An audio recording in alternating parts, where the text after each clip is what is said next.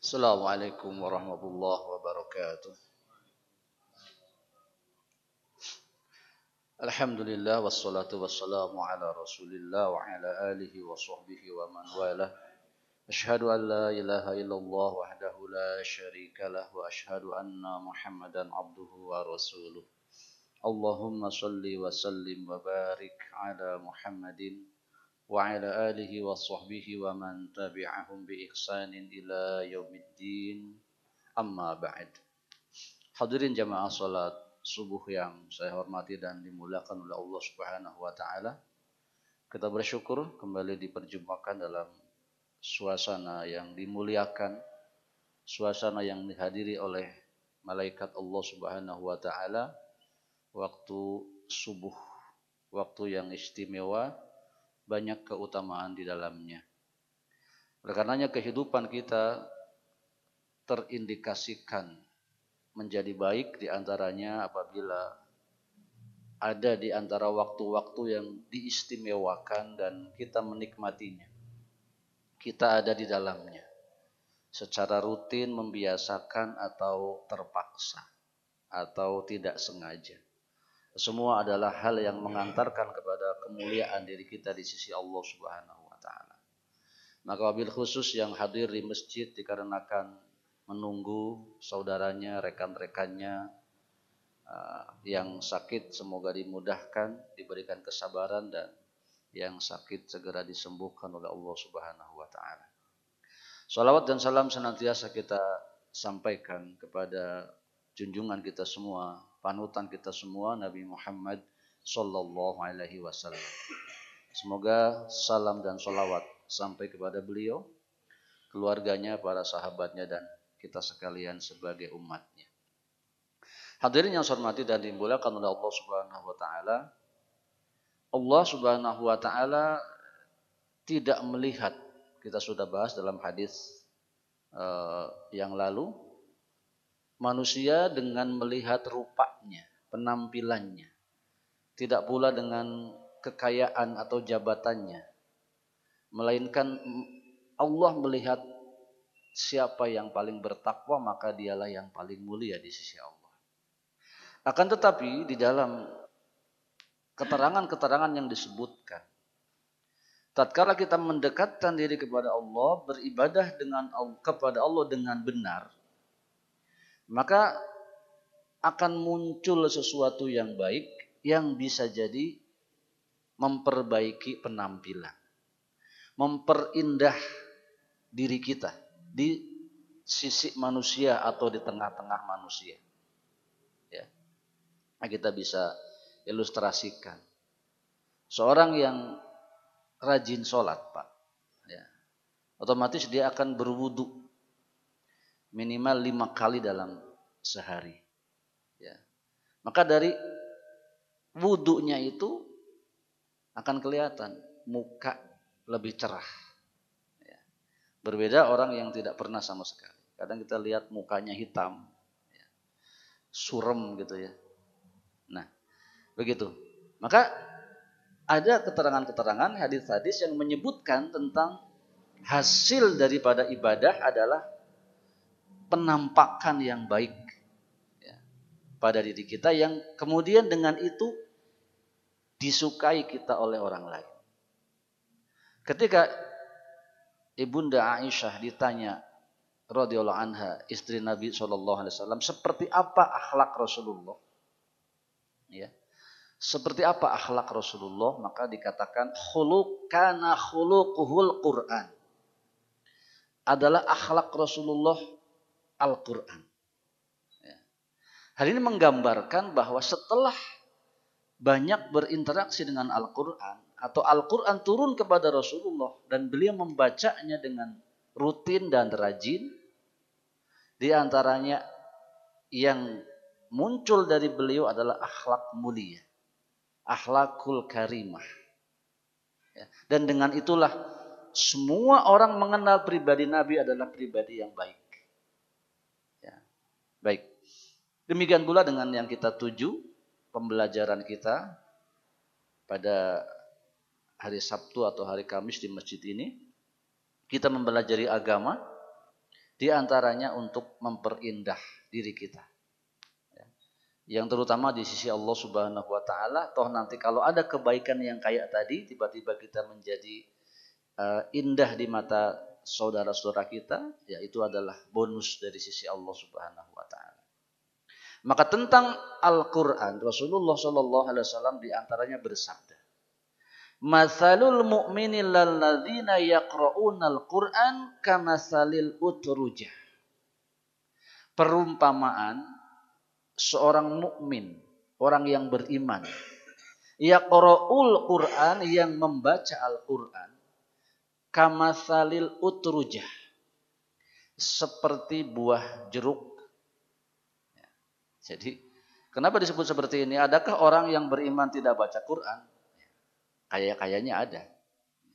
Jadi dia Islam, mengaku beriman, Al-Quran tidak pernah sentuh, tidak pernah baca, atau hanya sedikit saja. Adapun yang dimaksud adalah orang yang sudah rutin, sudah rajin membaca Al-Quran, disebut kamasalil utrujah, seperti buah jeruk. Maksudnya apa? Buah jeruk itu, atau buah yang sejenis dengan jeruk, yang nanti sesuai dengan sifat ini, yakni rihuha thayyibun. Buah jeruk itu harum baunya, baik aromanya. Di antara ya, nanti ada buah lain yang lebih harum. Atau taruhlah ada yang lebih harum, tapi kalau kita menciumnya malah enak gitu ya. Seperti bau duren lah ya. Kenapa enggak duren saja? Ya ini. Duren itu memang harum, tapi kalau terlalu dekat kita cium, ya, mual ya. Nah, ini dia jeruk. Ya. Apalagi sebagian jeruk memang digunakan untuk masakan, yang dengannya kita menjadi suka. Makanya tepat yang digambarkan oleh Rasulullah, mukmin yang membaca Al-Quran seperti buah jeruk, rihuhu thayyibun wa ta'muha thayyibun, dan rasanya pun enak. Nah, ini gambaran pribadi seorang muslim. Wa masalul mu'minina alladzina la yaqra'unal Qur'an, dan perumpamaan orang beriman yang tidak baca Quran atau sedikit baca Quran, ya, kamasalit tamroh, seperti tamar, seperti kurma, ya. La rihalaha, tidak ada bau padanya. Jadi kurma itu yang tidak harum ya, kita cuma lihat merah-merah kayak gitu atau sedikit hitam, tapi tidak ada aromanya. Walakin akan tetapi wa ta'muha hulwun, tapi rasanya manis. Alhamdulillah. Maksudnya adalah tetap masih baik kalau keadaan dirinya beriman, meskipun sedikit membaca Al-Qur'an. Ya. Karenanya kita dorong kita semua untuk menjadi lebih baik, ya, secara tadi kepribadian, dan nanti akhirnya penampilan kita, keadaan kita di sisi saudara-saudara kita, dan nanti ketika Al-Quran tidak hanya saja dibaca melainkan dipelajari, mudah-mudahan terbawa juga kepada akhlak.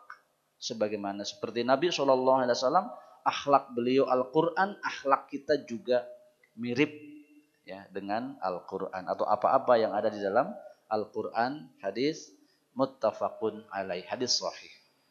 Baik, Bapak-bapak dan ibu-ibu yang saya hormati dan dimuliakan oleh Allah Subhanahu wa taala, materi kita pada Sabtu adalah tahsin dan sedikit penjelasan tentang ayat-ayat yang kita baca.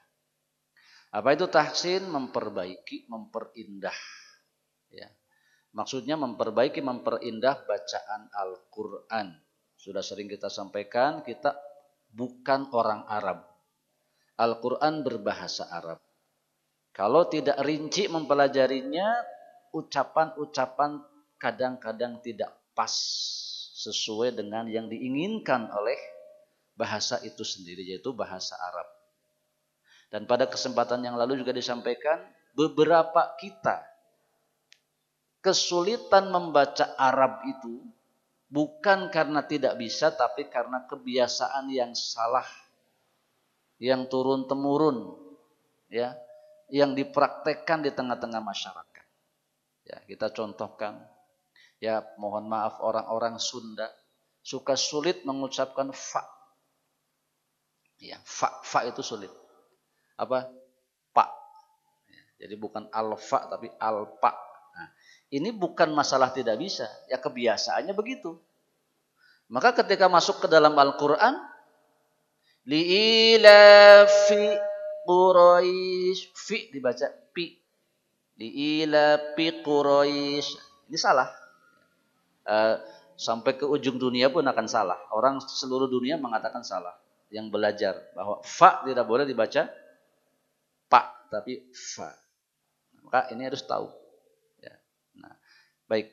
Maka itu kita adakan atau kita sampaikan materi ini, ya, kalaupun tidak sampai sempurna kita dapatkan ilmunya, minimal ada gambaran betapa mungkin sebagian kita masih perlu banyak belajar, ya, atau nanti malah ada yang sudah lebih bagus, artinya bisa menyambung mengajarkan kepada yang lain, ya.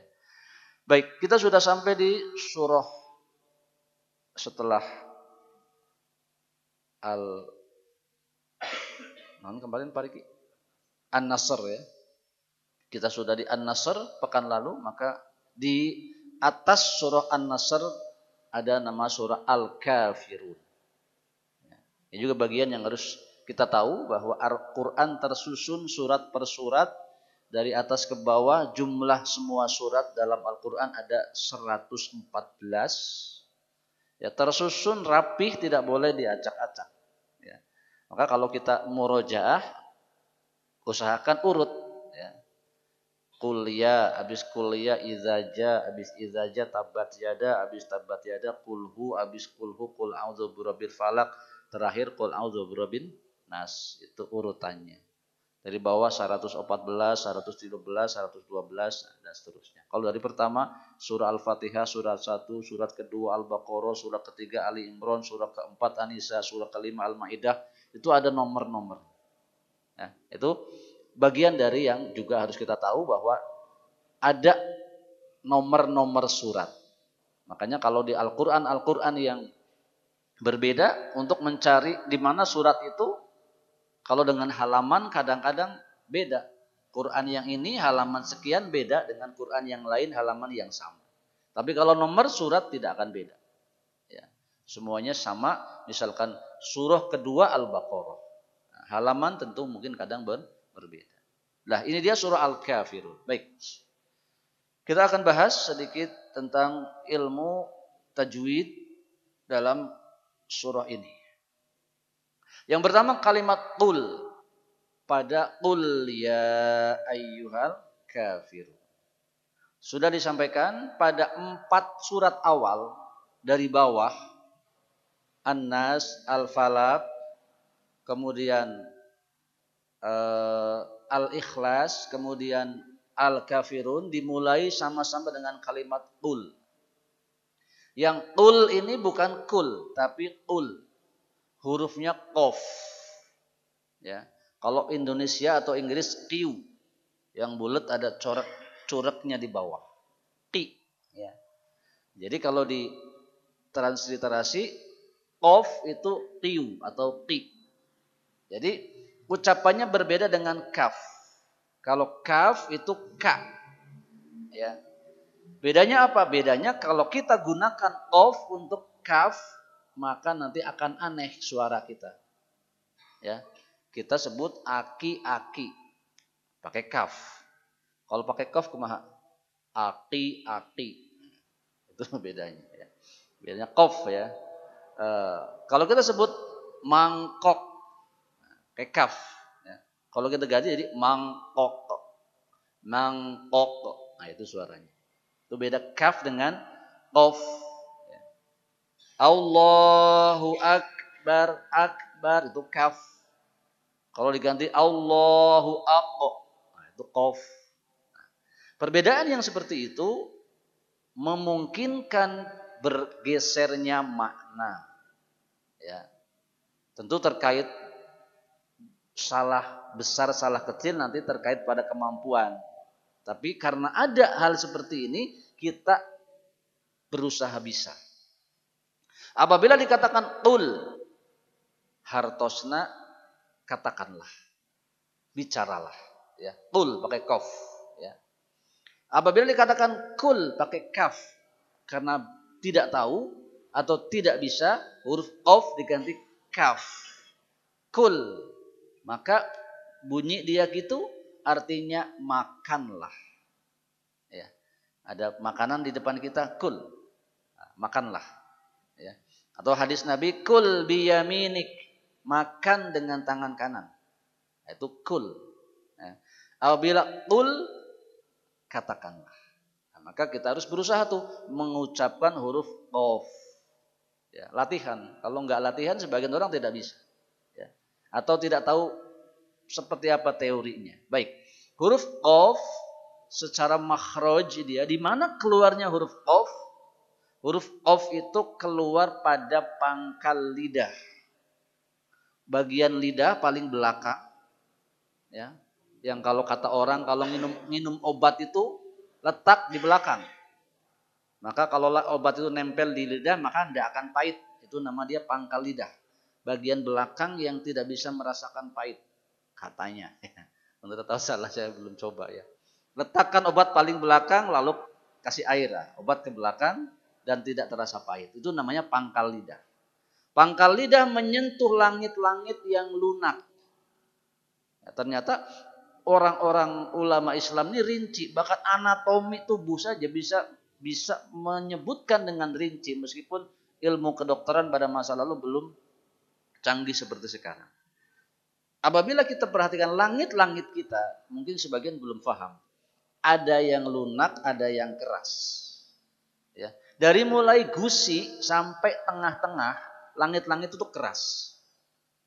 Tapi ke belakang sedikit, sudah mau mulai masuk tenggorokan, langit-langitnya lunak. Memang tidak ada tulangnya. Nah, huruf qaf muncul di situ. Pangkal lidah dengan langit-langit lunak. Sulit juga, ya. Kadang-kadang memang sulit. Sudah diberi gambar jelas juga dengan 4 dimensi pun kita masih bingung.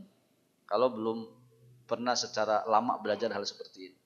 Nah, kalau tidak juga paham atau sulit memahaminya, kalau kita mengucapkan nah itu disitulah huruf qaf.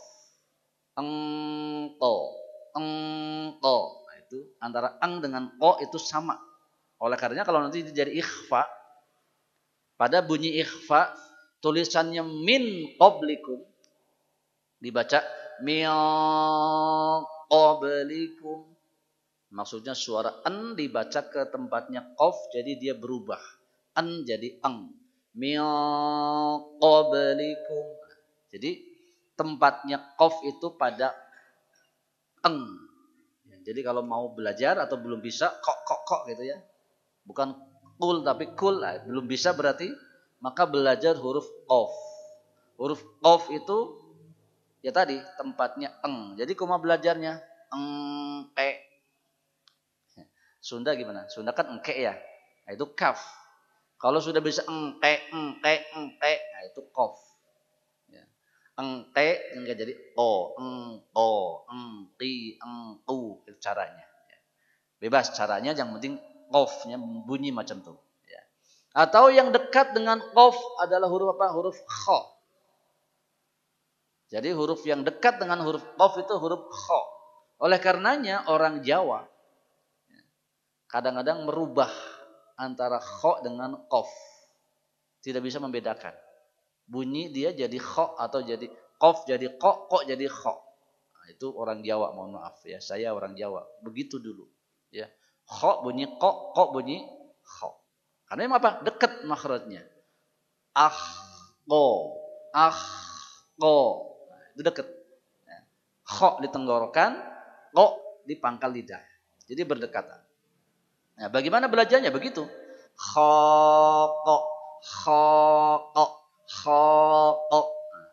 ya. Baik, kita coba Bapak-bapak ya supaya ada belajar ya namanya. Kita coba huruf qaf dengan eng dulu ya. Kita ucapkan eng, jangan diputus, lalu keluarkan ko. Ya. Saya contohkan dulu. Eng ko. Coba eng ko. Lagi. Eng ko. Lagi. Eng ko. Oke, meser sesuatu kasih engkok. Nanti kalau ingin ngecek engkeknya jadi engkek. Engkek itu sudah qaf ya, tinggal dialihkan ke bahasa Arab. Qaqiqu, qaqiqu. Nah, kalau Bapak-bapak belajar secara ilmu tajwid enggak kayak gitu. Ya, disuruh kita qaqiqu baqo. Kumaha? Teu kabayang ya. Nah, saya kan tadi engko. Atau yang tadi khaqa, dicoba. Khaqa lagi. Khaqa.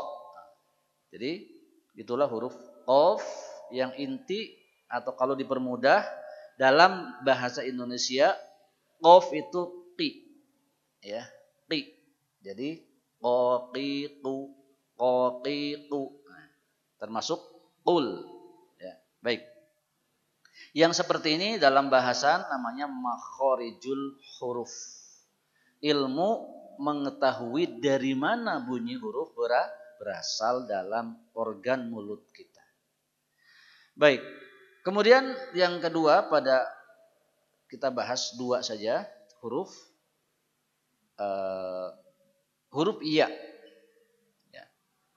Qul ya. Huruf iya diindonesiakan jadi y. Ya. Ditransliterasi ke dalam huruf kita jadi huruf y. Tetapi dalam praktek pengucapan huruf Arab, kadang-kadang huruf y tidak maksimal. Ya. Bunyi y apa tidak jelas sebetulnya. Maka setiap kita mulai sekarang perhatikan ucapan kita jelas nggak hurufnya. Karena telinga kita ini sangat mudah tertipu dengan sesuatu yang sudah biasa terucapkan. Ya. Dan kalaupun tidak ada bunyinya kita tidak komplain kalau mirip secara keseluruhan ya. Qul ya ayyuhal kafirun. Bacaan saya tadi huruf iya-nya enggak nampak, enggak jelas. Qul ya ayyuhal. Nah, ketika kita sudah belajar huruf iya itu huruf iye yang dibaca seperti ketika kita mengucapkan buaya. Iya, jelas. Ya. Jadi kumaha? Qul ya ada tekanan. Iya. Ayyuha. Nah, nanti yang paling penting ada di Al-Fatihah. Iya, enggak boleh iya mirip tapi bukan. Iya, ada huruf y double di sana. Iya, artinya beda. Kalau iya itu dengan iya beda arti. Makanya harus betul-betul. Iya. Nah, ini huruf iya. Jadi diam-diam huruf iya itu ada kesulitan. Kenapa? Ada perbedaan antara keinginan Arab dengan Indonesia. Ya, itu bunyi dia. Kalau makhrajnya tengah-tengah lidah. Sulit ya sudah. Yang penting huruf y dibaca baik-baik. Seperti kita baca buaya. Bayi. Bayu. Y dibaca baik-baik. Ya. Jadi ya begitu. Baik. Kemudian di dalam pengucapan lafad-lafad, kata-kata, kalimat-kalimat dalam bahasa Arab ada panjang pendek. Ya. Ini nanti dalam bahasa namanya mad. Ya. Jadi kalau belajar tajwid mengenal kita mad itu apa? Bacaan panjang. Ya. Nah, mad nanti banyak. Adapun pokoknya mad itu namanya mad tabi'i. Ya. Mad tabi'i kalau kita sederhanakan penjelasannya, bacaan panjang karena tabi'i, karena kebiasaan, tabiat. Ya. Jadi kalimat-kalimat dalam bahasa Arab ini bukan baca tulisan. Ya. Melainkan membaca apa yang biasa diucapkan oleh orang Arab. Tulisan itu hanya mewakili saja. Jadi kalau tulisan salah kita nggak boleh baca tulisan yang salah, melainkan kita ikut kepada aslinya kalimat itu apa. Ya. Jadi pengertiannya begitu. Sehingga tidak apa-apa bapak-bapak tidak bisa hafal, tidak bisa baca Quran secara lihat tulisan, tapi hafal. Dengan hafalan yang betul sesuai dengan panjang pendek yang telah dibaca oleh orang Arab. Ya. Jadi orang Arab tuh kalau memanjangkan sesuatu dalam ucapan itu memang begitu. Kuduna gitu. Berbeda dengan bahasa Indonesia, tidak ada panjang pendek. Kecuali saat-saat diperlukan. Ya. Contohnya kalau kita panggil anak. Ya. Anak kita nama Siti. Ya. Kalau sedang biasa-biasa kita panggil Siti, memang tak ada panjang ya. Tapi kalau sudah marah, Siti, memanjangkan itu sudah tambahan, bukan aslinya. Tapi Arab nggak kayak gitu. Kalau ada nama orang Arab nama Hamid, ya harus begitu. Ya Hamid, haknya dipanjangkan. Jadi panjangnya kalimat-kalimat dalam bahasa Arab itu bukan tulisan, tapi memang orang Arab mengucapkannya dengan panjang. Ya. Hadza maktabun. Ini meja. Nah, hadza itu dibaca panjang dua-duanya. Nah, itulah namanya mad tabi'i. Sehingga kita harus mengenalnya dalam membaca Al-Qur'an panjang pendek. Ada yang otomatis merubah makna, ada yang tidak memang, tapi umumnya panjang pendek jika salah merubah makna. Ya, maka juga harus diperhatikan panjang pendek. Ya, asal dia 2 harokat. Ya, tetapi karena ada hamzah di depannya, ada ayyuha, jadi ya yang asalnya 2 harokat, matobi'i jadi lebih. Ya, secara hukum tajwid namanya majaiz munfasil. Ya. Jadi yang biasa baca kuliah ayyuhal kafirun tidak pernah lihat tulisan, biasanya tidak dipanjangkan lebih di beberapa bagian. Padahal dari seluruh ayat yang ada dalam kuliah ini hanya ayat terakhir saja, ayat 6 yang tidak ada bacaan lebih panjang. Ya. Jadi bukan qul ya ayyuhal kafirun, tapi qul ya ayyuha. Itu secara ilmu tajwid begitu. Meskipun apabila iya-nya dipanjangkan tidak lebih, itu tidak merubah makna, tetapi secara aturan baca Quran dia telah salah.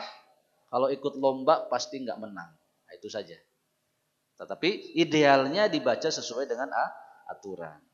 Baik, kita akan coba baca ayat 1 sampai 6 ringkas saja. Setelah saya silakan Bapak-bapak untuk mengikutinya. A'udzu billahi minasy syaithanir rajim. Silakan.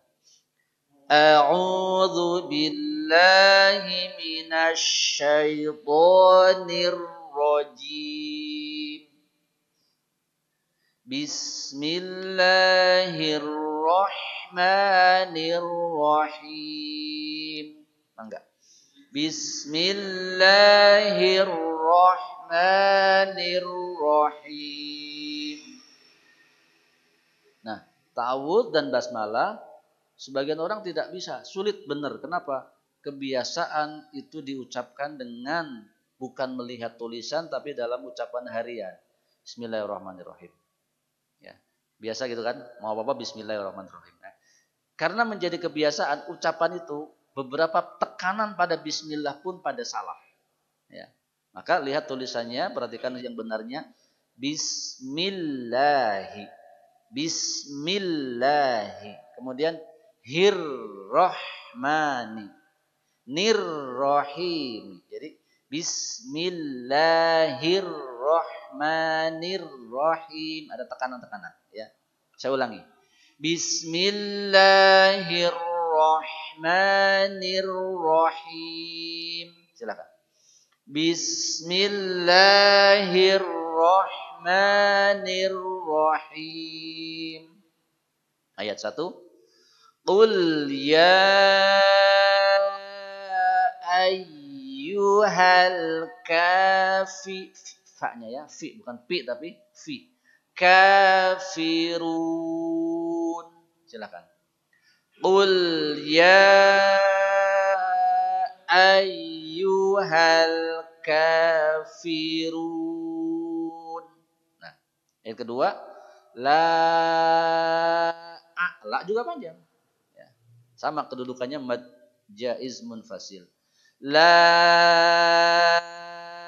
a. Hurufnya ain bunyinya begitu. A. La a'budu ma ta'budun. Enggak. La a'budu ma ta'budun. Ketiga sama. Wala antum. Ikhfa itu tidak sekedar berubah dari an menjadi ke arah eng atau mirip eng, tapi ada tekanan dulu, gunnah namanya. Wala antum abiduna ma a'bud. A'bud, ada pantulan pada dal namanya qalqalah. Yuk. Wala antum abiduna ma a'bud. Wala sama wala di beberapa ayat di situ semua panjangnya lebih. Wala ana ain hurufnya.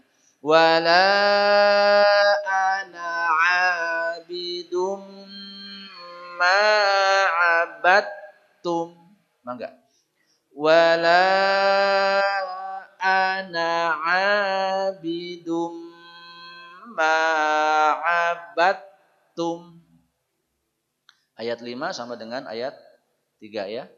Wala antum abiduna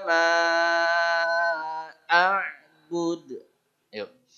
Wala antum abiduna ma'abud. Baik. Ayat terakhir, ayat ke-6, ada kekeliruan umum pada bagian akhir. Lakum dinukum, tulisannya waliya. Ada huruf iya di situ, bukan waliya pakai a tapi waliya. Liya. Kalau orang Sunda ada bahasa lian. Anulian, iya-nya jelas. Lakum dinukum waliyadin. Coba. Lakum dinukum waliyadin. Apalagi waliyadin salah. Bukan waliyadin tapi waliya. Seperti kita punya uwa namanya liya, jadi uwa liya, waliya. Nah, inilah keumuman kita yang mohon maaf tidak pernah belajar seperti ini, tidak tahu. Terus kalau tidak tahu, ya memang kalau tidak tahu tidak salah, tapi salahnya apa? Salahnya nggak belajar. Jadi sampai akhir hayat tidak tahu. Kalau waliyadin itu salah, waliyadin. Baik, sekali itu saya bacakan dari awal, silakan disimak saja. Bismillahirrahmanirrahim. Qul ya ayyuhal kafirun la a'budu ma ta'budun wa la antum 'abiduna ma a'bud wa la ana 'abidum ma 'abadtum wa la antum 'abiduna ma a'bud lakum dinukum waliyadin. Nah, begitu kira-kira secara sederhana pembelajaran surah Al-Kafir. Baik, apa isi surat? Ya, karena surat itu ya surat Bapak-bapak sekalian. Jadi kalau kita menerima surat dan tidak tahu apa isi surat, ya tidak tahu tujuan yang memberi surat.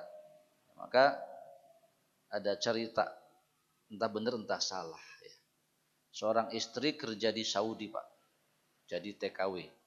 Nah, ya, kirim surat karena sudah di Arab, jadi sudah bisa nulis Arab, sudah bisa bahasa Arab. Kirim surat kepada suaminya dengan bahasa Arab. Ya disangka surat cinta ya dari istri gitu. Ya, dibaca tidak dibaca, dibaca juga nggak tahu apa maksudnya. Disimpanlah surat itu. Sampai satu saat ada yang bisa membacakannya. Terkejut isinya apa? Ya, isinya bahwa istrinya tidak akan pulang lagi. Sudah cocok dengan orang sana dan menikah dengan orang sana. Kan repot ya. Nah, sama. Allah Subhanahu wa taala memberikan surat, dan surat dikirim kepada kita melalui malaikat Jibril, melalui Nabi Muhammad sallallahu alaihi wasallam untuk dibaca supaya tahu isinya. Nah, kalau sudah tahu kan jelas nih Allah ingin apa ke kita. Baik. Maka surah Al-Kafirun pun banyak yang belum tahu apa isinya atau terjemahannya. Baik, yang pertama, Qul ya ayyuhal kafirun. Qul, katakanlah ya wahai ayyuha sekalian al-kafirun, orang-orang kafir. Jadi khitabnya pertama Nabi Muhammad SAW sesuai dengan asbabun nuzul surat ini diperintah mengatakan sesuatu kepada orang-orang kafir. Ya. Sampaikan kepada orang kafir. Kata Allah Subhanahu wa taala, berikutnya menjadi tugas kita menyampaikan hal yang sama kepada orang kafir ketika terjadi sesuatu yang mirip dengan yang pernah terjadi kepada Rasulullah Shallallahu Alaihi Wasallam. Maka kita lihat kejadian ayat ini turun kenapa?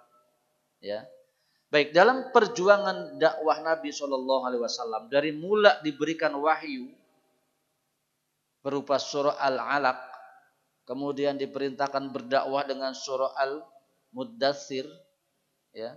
Kemudian Rasulullah mulai berdakwah. Awal-awal dakwah tidak diterima atau ditentang, bahkan diperangi, ya, dilawan.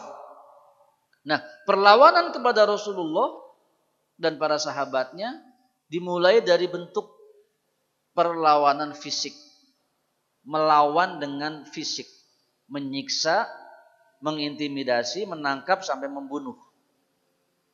Tetapi dengan hebatnya Nabi bersama para sahabatnya tidak gentar dengan perkara seperti itu, sampai yang melakukan penyerangan merasa tidak bisa lagi. Ya. Wah, ini nggak bisa kalau begini. Ya. Disakiti tambah iman, dibunuh tambah yakin. Nah, maka mereka punya ide.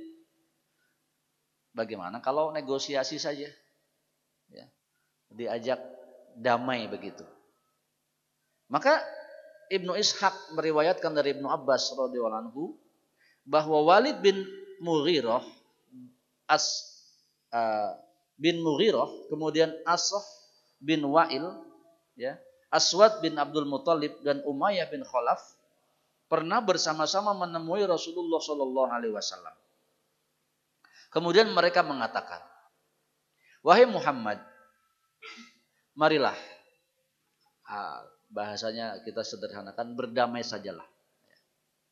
Marilah engkau menyembah Tuhan, ya, yang kamu sembah, ya. Marilah kami menyembah. Jadi kami ini akan rela lah. Ya sudahlah, kalau begitu kami akan menyembah kamu punya Tuhan, yakni Allah Subhanahu Wa Taala, ya. Tetapi engkau juga lain kali ikutlah, ya, menyembah kami punya Tuhan. Jadi begitu, komprominya begitu. Sudah, sekarang kami nggak akan melawan lagi, nggak akan menyakitimu lagi. Kami akan menyembah Tuhanmu atau masuk ke dalam agamamu. Nanti kamu juga sekali-kalilah, ya, menyembah Tuhanku. Ya. Dalam di sini disampaikan setahun. Bagaimana setahun kami menyembah bersamamu, nanti tahun berikutnya kamu menyembah bersama kami Tuhan. Ya, jadi ini penawaran. Yang kemudian Nabi nggak bisa menjawabnya. dan turun surah Al-Kafirun, di mana tegas agama Islam ini tidak bisa dicampur aduk dengan agama lain. Meskipun tujuannya baik, meskipun tujuannya perdamaian. Ya, ya kajen gelut we gitu bahasa orang namanya. Daripada harus seperti itu. Nah, maka turun surah Al-Kafirun agar memberitahukan, enggak yang ada keperluan silakan. Ya, langsung saja bisa meninggalkan tempatnya. Dikatakan kepada mereka orang kafir agar jelas batasannya. Qul, katakan. Ya ayyuhal kafirun, wahai orang-orang kafir. Saya ingin mengingatkan, bahasa kafir ini bukan bahasa kasar ya. Kafir ini bahasa Arab saja, biasa saja. Ya. Artinya orang yang tidak mau taat, orang yang mengingkari kebenaran atau non muslim. Itu orang kafir. Dan ini bukan kasar. Perhatikan ayatnya, lemes banget. Qul ya ayyuhal kafirun. Ini bahasa lemes, bahasa Al-Qur'an, dan dalam Al-Qur'an enggak ada bahasa umpatan-umpatan. Jadi kalau ada teman kita yang non muslim, kasih tahu dia, kafir itu bukan kasar. Adapun kita berperang dengan orang kafir, perangnya itu yang kasar. Ya. Kafirnya sendiri tidak. Ya. Dan kenapa berperang? Karena mereka duluan. Kalau tidak duluan kita tidak boleh. Ya. Jadi kita tidak boleh memerangi orang non-muslim atau kafir kalau mereka tidak memerangi kita. Dan kalau ada bahasa perangi orang-orang kafir, yang kasar itu bukan kafirnya tapi perangnya. Ya, perang ya kasar lah, namanya juga perang ya. Menyakiti bahkan membunuh kan begitu. Nah, adapun kafir ini bahasa lemes. Ya. Sebutan lain untuk orang di luar Islam. Katakan kepada orang-orang kafir, ya, la a'budu ma ta'budun, ya, aku tidak akan menyembah apa yang kamu sembah. Jadi nggak bisa begitu. Ya, kami punya kepercayaan, kami punya keyakinan, engkau juga punya, dan kami nggak akan menyembah. Engkau punya Tuhan. Ya, wala antum abiduna ma'abud, dan engkau pun enggak perlu ikut-ikutan nyembah kami punya Tuhan. Ya, menyembah Allah Subhanahu wa taala.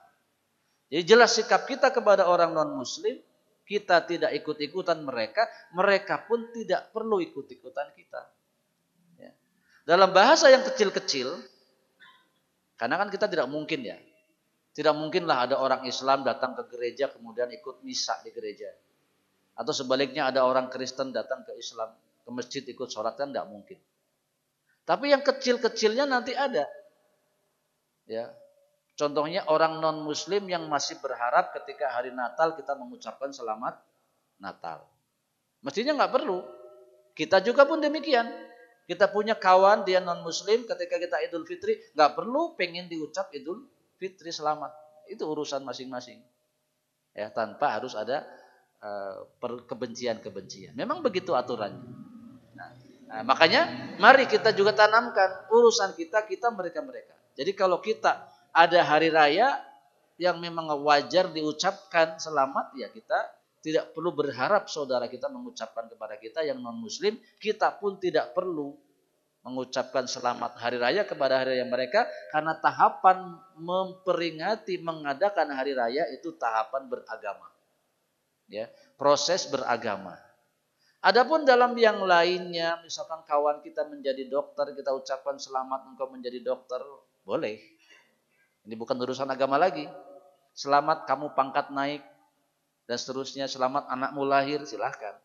Tapi untuk urusan agama, batasannya jelas, ya, bahwa dia dengan kepercayaannya, kita dengan kita, dan tidak perlu kita berharap, dan tidak perlu ada bahasan lagi tentang ini sebentar lagi nih Desember, ucapan enggak selamat Natal dan lain, enggak perlu ada bahasan itu lagi, karena bahasanya jelas.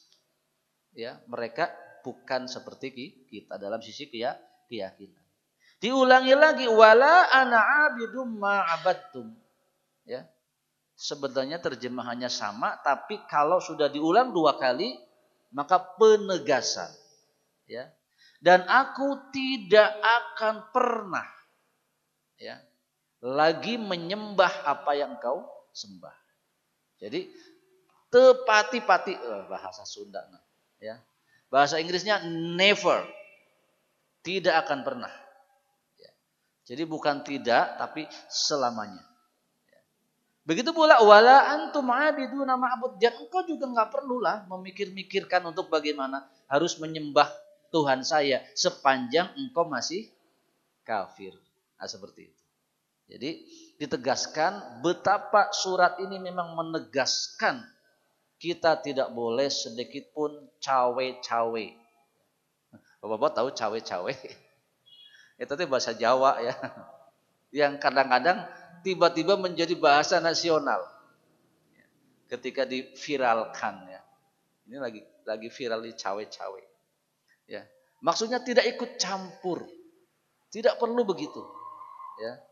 Dalam urusan beribadah kepada kepercayaan dan agama masing-masing. Maka penutupnya mudah sekali. Lakum dinukum waliyadin. Bagimu agamamu, bagiku agamaku. Untuk urusan ibadah, jalan masing-masing. Meskipun terlihat nampak jalan bersama, tapi jalan memang beda. Ya, jadi kalau ada kita punya jalan sama, di sana gereja, di sana masjid, kita jalan di jalan yang sama. Pas jalan mah jalan bareng. Tapi pas tempatnya tiba ya kita masuk masjid, biarkan mereka masuk gereja. Ya, jadi masing-masing dengan jalan masing-masing, lakum dinukum waliyadin. Dan ingat ucapan ini jangan diucapkan kepada muslim. Ya, jangan kepada saudara kita beda-beda dikit, lakum dinukum waliyadin welah. Ya, kan suka ada ya. Kita sholat subuh nih. Ada yang baca kunut, ada yang tidak. Nggak boleh lakum dinukum waliyadin. Itu mah urusan, bukan urusan. Ini lakum dinukum waliyadin kepada non muslim. Kepada sesama kita, bukan begitu ucapannya. Ya, pemahamanmu begitu-begitu, pemahaman saya begini-begini. Kalau masih bisa dikompromikan, kita kompromikan. Baik. Jadi jelas bahwa surat ini penegasan kepada umat Islam untuk tidak sedikit pun ikut campur dalam peribadatan agama lain. Sebentar, apalagi lama. Ya. Kemudian apa masalahnya di zaman sekarang? Karena yang tadi kita tidak mungkin lagi lah, masa iya ada kita ikut-ikutan, ya. Tetapi tidak, kenyataan terjadi dikarenakan masing-masing agama berdakwah. Masing-masing agama punya tujuan dakwah. Umat Islam jelas punya tujuan dakwah, setiap kita harus berdakwah, apalagi ulamanya, ustadznya, kiainya. Mereka juga punya tujuan dakwah dan tidak boleh disalah-salahkan. Jadi kalau ada propaganda orang-orang non-muslim begini-begini, silakan saja memang. Apalagi di negara kita dilindungi secara hukum. Masalahnya ketika dakwah itu sudah dengan cara-cara yang kadang-kadang memang tidak terlihat itu dakwah. Kalau di daerah-daerah terpencil, ada dakwah yang dengan cara mereka membagi-bagi sembako. Sama Pak ya, santunan bencana, bantuan bencana. Sampai betul-betul dibantu seseorang dari nol sampai sekolah tinggi. Itu dilakukan oleh non-muslim. Nah, sampai tahapan ini kadang-kadang kita tidak perhatikan bahwa tujuan dia dakwah. Ya. Ketika kita tidak tahu, kadang-kadang dalam namanya orang memberi santunan kan di mana wae Pak ya. Diundang ke sini, diundang. Nah, disitulah terkadang masuk unsur-unsur kita mengikuti ibadah orang lain. Atau orang yang diberi bantuan itu ikut setidaknya bantuan itu kepada orang lain. Dan mereka akan membuat cara seperti itu. Agar sedikit-sedikit umat Islam masuk ke dalam perangkap menjadi bagian dari dakwah mereka. Disebut dalam Al-Quran jelas. A'udzubillahi minasyaitonirrajim. Walan tardo ankal yahuda walan nasoro hatta tattabi'a millatahum. Ya, orang-orang Yahudi, orang-orang Nasrani tidak akan ridho, tidak akan senang, tidak akan tidur pulas selama kalian umat Islam, orang Muslim belum ikut kepada mereka. Jadi mereka berdakwah dengan macam-macam cara dan tugas kita mengetahui bagaimana tata cara dakwah mereka dan betul-betul menghindar jika ada semacam bantuan, ada macam-macam hal yang menyeret kita kepada perbuatan mengikuti ritual agama lain. Atau mereka masuk dalam berbagai program acara, baik televisi maupun internet, yang secara tidak langsung kita terseret untuk mengikuti agama mereka. Ya, maka disebarkanlah pluralisme. Ya, dikatakan semua agama baik, semua agama benar. Ya, jangan begitu, kita sama-sama menyembah Tuhan. Jangan begitu, kita sama-sama punya tujuan baik. Akibatnya banyak orang yang terperangkap. Ya, mudah mulai luntur bahwa toleransinya kebablasan. Ya, dan seterusnya. Ingat bahwa mereka juga berdakwah. Dan memang dimulai dari perkara-perkara yang kecil. Maka hadis Nabi SAW sebagai penutup dari Abu Sa'id Al-Khudri radhiyallahu anhu, dia berkata bahwa Rasulullah SAW, la tattabi'unna sananal ladzina min qablikum sibran bisibrin wa dhira'an bidhira'in. Ya. Sungguh kelak akan ada, ya, atau kalian orang-orang di akhir zaman akan ada yang mengikuti jalan-jalan orang-orang kafir, maksudnya sejengkal demi sejengkal, sedepa demi sedepa, sehasta demi sehasta, sedepa demi sedepa, sedikit demi sedikit. Yang paling ketara, umat Islam pada keumumannya mulai mengikuti orang-orang non-muslim dimulai dari pakaian. Ya. Sekarang kita sudah mudah mengatakan bahwa ya bebaslah mau pakai apa saja. Padahal memang ada sebetulnya di antara pakaian-pakaian itu yang tidak layak digunakan karena menjadi ciri khas bagi orang-orang non-muslim. Atau terkadang karena hal yang memang demikian adanya di tengah-tengah masyarakat, kita menjadi longgar begitu ya. Sehingga kadang-kadang bapak-bapak sekalian, kita tidak bisa membedakan orang yang keluar dari masjid dan orang yang keluar dari gereja.